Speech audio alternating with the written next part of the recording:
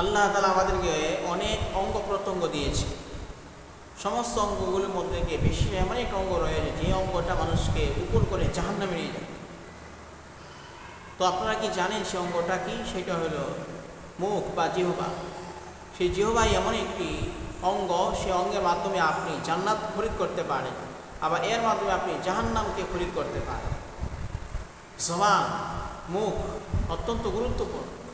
আপনি এর মাধ্যমে কালিমা পড়লেন, আপনি জান্নাতে যাওয়ার উপযুক্ত হবেন। আপনি এর মাধ্যমে কুফরি বাক্য বললেন, জাহান্নামে যাওয়ার উপযুক্ত হবেন।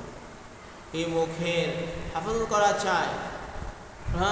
প্রকৃত মুমিন মুসলমান তো সেই ব্যক্তি যার হাত এবং মুখের অনিষ্ট থেকে অপর মুসলমান নিরাপদ থাকে, অপর মানুষ নিরাপদ থাকে।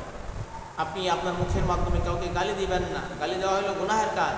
মুখের মাধ্যমে আপনি কাউকে কষ্ট দিবেন না, কোনো মুসলমানকে কষ্ট দেওয়া হলো এটা কি হারাম, কোনো মুসলমানকে কষ্ট দেওয়া। আপনি আপনার মুখের মাধ্যমে এমন কোনো কাজ করবেন না যে কাজ করলে পরে অন্য একটি মুসলমানের কষ্ট হয়। তখনই আমাদের সমাজের মাঝে শান্তি আসবে, আমরা নিরাপদে জান্নাতে যেতে পারবো।